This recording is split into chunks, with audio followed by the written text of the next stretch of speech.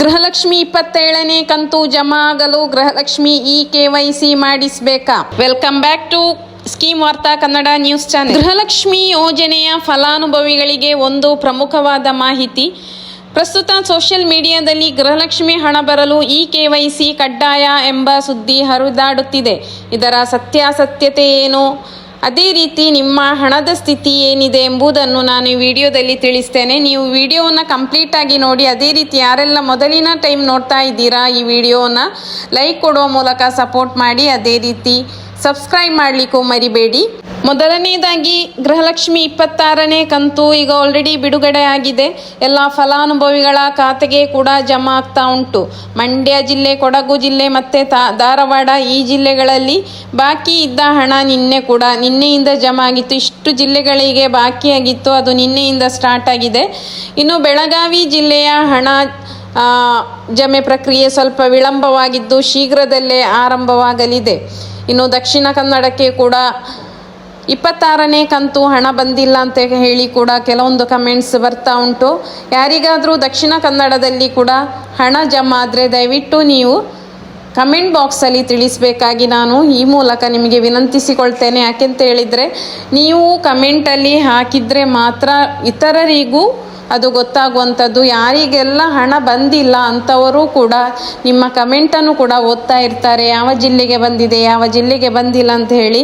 ದಕ್ಷಿಣ ಕನ್ನಡ ಜಿಲ್ಲೆಗೆ ಬಂದಿಲ್ಲ ಅಂತ ಹೇಳಿ ಒಂದು ಕಮೆಂಟ್ ಕೂಡ ಬಂದಿತ್ತು. ಇನ್ನು ಯಾರಿಗಾದರೂ ದಕ್ಷಿಣ ಕನ್ನಡ ಜಿಲ್ಲೆಗೆ ಜಮಾ ಆಗಿದ್ದರೆ ದಯವಿಟ್ಟು ಕಮೆಂಟಲ್ಲಿ ತಿಳಿಸಬೇಕು.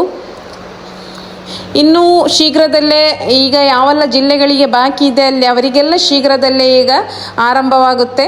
ಇನ್ನು DBT ಮೂಲಕ ಹಣ ವರ್ಗಾವಣೆ ಆಗುವುದರಿಂದ ಆತಂಕ ಪಡುವಂತಹ ಅಗತ್ಯವಿಲ್ಲ.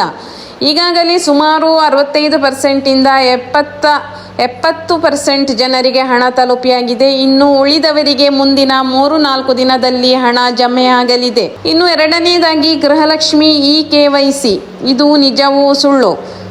ಸೋಷಿಯಲ್ ಮೀಡಿಯಾದಲ್ಲಿ ಹರಡುತ್ತಿರುವ ಗೃಹಲಕ್ಷ್ಮಿ KYC ಎಂಬ ಸುದ್ದಿ ಸಂಪೂರ್ಣವಾಗಿ ಸುಳ್ಳಾಗಿರುತ್ತೆ. ಸರ್ಕಾರವು ಗೃಹಲಕ್ಷ್ಮಿ ಯೋಜನೆಗಾಗಿ ಯಾವುದೇ ಹೊಸ ಅಥವಾ ಪ್ರತ್ಯೇಕ KYC ಮಾಡಲು ಸೂಚಿಸಿಲ್ಲ. KYC ಎನ್ನುವುದು ಕೇವಲ ನಿಮ್ಮ ರೇಷನ್ ಕಾರ್ಡಿಗೆ ಅಂದರೆ ನಿಮ್ಮ ಪಡಿತರ ಚೀಟಿಗೆ ಸಂಬಂಧಿಸಿದ್ದಾಗಿದೆ. ರೇಷನ್ ಕಾರ್ಡ್ನಲ್ಲಿರುವ ಎಲ್ಲ ಸದಸ್ಯರ ಆಧಾರ್ ಕಾರ್ಡ್ ಲಿಂಕ್ ಆಗಿರಬೇಕು. ಇದು ಸರಿಯಾಗಿದ್ದರೆ ನಿಮಗೆ ಹಣ ಬರುವುದರಲ್ಲಿ ಯಾವುದೇ ತೊಂದರೆ ಇರುವುದಿಲ್ಲ. ಹಣ ಬಾರದಿದ್ದರೆ ಏನು ಮಾಡಬೇಕು? ನಿಮಗೆ 25 ಅಥವಾ 26ನೇ ಕಂತಿನ ಹಣ ಬಂದಿಲ್ಲವಾದರೆ ಮೊದಲು ನಿಮ್ಮ ಅರ್ಜಿಯ ಸ್ಥಿತಿ ಅಂದರೆ ಅಪ್ಲಿಕೇಶನ್ ಸ್ಟೇಟಸ್ ಏನಿದೆ ಅದನ್ನು ಪರಿಶೀಲಿಸಬೇಕು. ಅದು ಎಲ್ಲಿ ಪರಿಶೀಲಿಸಬೇಕು ಅಂತ ಹೇಳಿದರೆ ನಿಮ್ಮ ಹತ್ತಿರದ ಗ್ರಾಮ 1 ಅಥವಾ ಬೆಂಗಳೂರು 1 ಅಥವಾ ಕರ್ನಾಟಕ 1 ಈ ರೀತಿ ಕೇಂದ್ರ ನಿಮ್ಮ ಹತ್ತಿರದಲ್ಲಿರುವಂತಹ ಕೇಂದ್ರಗಳಿಗೆ ಭೇಟಿ ನೀಡಬೇಕು. ಅಲ್ಲಿ ರೇಷನ್ ಕಾರ್ಡ್ ನಂಬರನ್ನು ನೀಡಿ ನೀವು ನಿಮ್ಮ ಸ್ಟೇಟಸನ್ನು ಚೆಕ್ ಮಾಡಿಸಬಹುದು. ಇನ್ನು ನಿಮ್ಮ ಸ್ಟೇಟಸ್ನಲ್ಲಿ ಪುಷ್ ಟು DBT ಇಂತ ಇದ್ದರೆ ಖಂಡಿತವಾಗಿಯೂ ನಿಮಗೆ ಹಣ ಬರುತ್ತೆ. ಸ್ವಲ್ಪ ದಿನ ಕಾಯಬೇಕಾಗುತ್ತೆ ಅಷ್ಟೇ. ಇನ್ನು ಯಾವುದೇ ಅಧಿಕೃತ ಮಾಹಿತಿ ಇಲ್ಲದೆ ಹರಡುವ ಸುಳ್ಳು ಸುದ್ದಿಗಳಿಗೆ ಕಿವಿಗೊಡಬೇಡಿ. ರೇಷನ್ ಕಾರ್ಡ್ KYC ಸರಿಯಾಗಿದ್ದರೆ ನಿಮಗೆ ಎಲ್ಲ ಹಣ ಅಂದರೆ ಗೃಹಲಕ್ಷ್ಮಿ ಹಣ ಆಗಿರ್ಬೋದು, ಯಾವುದೇ ಸರ್ಕಾರದಿಂದ ಬರುವಂತಹ ಹಣ ಕೂಡ ನಿಮಗೆ ಬರುತ್ತೆ. ನೀವು ನಿಮ್ಮ ಸ್ಟೇಟಸನ್ನು ಚೆಕ್ ಮಾಡಿದ ನಂತರ ನಿಮಗೆ ಯಾವುದೇ ಪ್ರಾಬ್ಲಮ್ ಇಲ್ಲ ಅಂತ ಹೇಳಿದರೆ ನೀವು ವೆಯ್ಟ್ ಮಾಡಿ. ಇನ್ನೂ ಕೂಡ ಜಮಾ ಆಗ್ತಾನೇ ಉಂಟು, ಎಲ್ಲಿ ಕೂಡ ಸ್ಟಾಪ್ ಆಗಲಿಲ್ಲ. ಎಲ್ಲ ಜಿಲ್ಲೆಗಳಿಗೂ ಕೂಡ ಬರಲಿಕ್ಕೆ ಬಾಕಿ ಉಂಟು. ಆದರೆ KYC ಮಾಡಿಸಿದ್ರೆ ಮಾತ್ರ 27ನೇ ಕಂತು ಬರುವಂಥದ್ದು ಎಂಬಂತಹ ಸೋಷಿಯಲ್ ಮೀಡಿಯಾದಲ್ಲಿ ಹರಿದಾಡುತ್ತಿರುವಂತಹ ಸುಳ್ಳು ಮಾಹಿತಿಯಾಗಿರುತ್ತೆ. KYC ಆಲ್ರೆಡಿ ನಾವು ರೇಷನ್ ಕಾರ್ಡಿಗೂ ಮಾಡಿರ್ತೇವೆ, ಅದೇ ರೀತಿ ಆಧಾರ್ ಕಾರ್ಡಿಗೂ ಮಾಡಿರ್ತೇವೆ. ಒಂದು ವೇಳೆ ಆಧಾರ್ ಕಾರ್ಡ್ ಅಂದರೆ ಲಿಂಕ್ ಮಾಡುವಂಥದ್ದು, ಎಲ್ಲದಕ್ಕೂ ನಾವು ಆಧಾರ್ ಕಾರ್ಡನ್ನು ಲಿಂಕ್ ಮಾಡ್ತೇವೆ.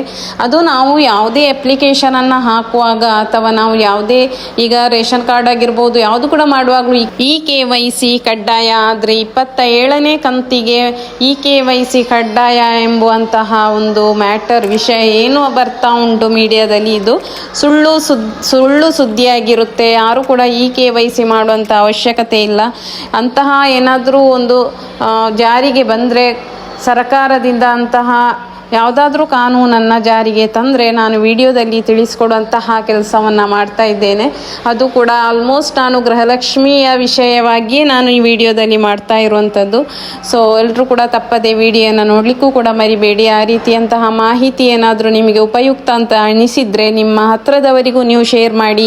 ಅದೇ ರೀತಿ ಲಿಂಕನ್ನು ಕೂಡ ಕಳಿಸಿ, ಸಬ್ಸ್ಕ್ರೈಬ್ ಮಾಡಲಿಕ್ಕೂ ಕೂಡ ಹೇಳಬೇಕು ನೀವು. ಯಾಕೆಂತ ಹೇಳಿದರೆ ಇದು ನಾನು ಹಾಕಿದ ತಕ್ಷಣ ನೋಟಿಫಿಕೇಶನ್ ಬಂದರೆ ಮಾತ್ರ ನಿಮಗೆ ಅದು ಉಪಯುಕ್ತವಾಗುವಂಥದ್ದು. ನೀವು ಇವತ್ತು ಹಾಕಿದಂಥ ವಿಡಿಯೋ ಒಂದು ವಾರ ಕಳೆದು ನೋಡಿದರೆ ಅದರಿಂದ ಅದು ನಿಮಗೆ ಏನಾದರೂ ಅಂತಹ ಒಂದು ಸ್ಕೀಮ್ ಬಗ್ಗೆ ನಾನು ಹೇಳ್ತಾ ಇರ್ತೇನೆ, ಅದರದ್ದು ಟೈಮ್ ಕೂಡ ಕಳೆದಾಗಿರುತ್ತೆ, ಎಕ್ಸ್ಪೈರ್ ಆಗಿ ಹೋಗಿರುತ್ತೆ. ಅದಕ್ಕಾಗಿ ನಿಮಗೆ ನೋಟಿಫಿಕೇಶನ್ ಬರಬೇಕು ಅಂತ ಹೇಳಿದರೆ ನೀವು ಸಬ್ಸ್ಕ್ರೈಬ್ ಮಾಡಿಯೇ ನೋಡಬೇಕಾಗುತ್ತೆ. ಇವತ್ತಿನ ವಿಡಿಯೋದಲ್ಲಿ ನಾನು ಇಷ್ಟೇ ಇರುವಂಥದ್ದು. ಇನ್ನು ನೆಕ್ಸ್ಟ್ ವಿಡಿಯೋದಲ್ಲಿ ಏನಾದರೂ ಅಂತ ಮಾಹಿತಿ ಬಂದರೆ ನಾನು ತಕ್ಷಣ ತಿಳಿಸುವಂಥ ಕೆಲಸ ಮಾಡ್ತೇನೆ. ಇನ್ನು ನಿರಂತರ ಸುದ್ದಿಗಾಗಿ scheme Varta Kannada news ಚಾನೆಲನ್ನು subscribe ಮಾಡಲಿಕ್ಕೆ ಮರಿಬೇಡಿ. ವಿಡಿಯೋ ನೋಡಿದ್ದಕ್ಕಾಗಿ ಎಲ್ಲರಿಗೂ ಧನ್ಯವಾದಗಳು.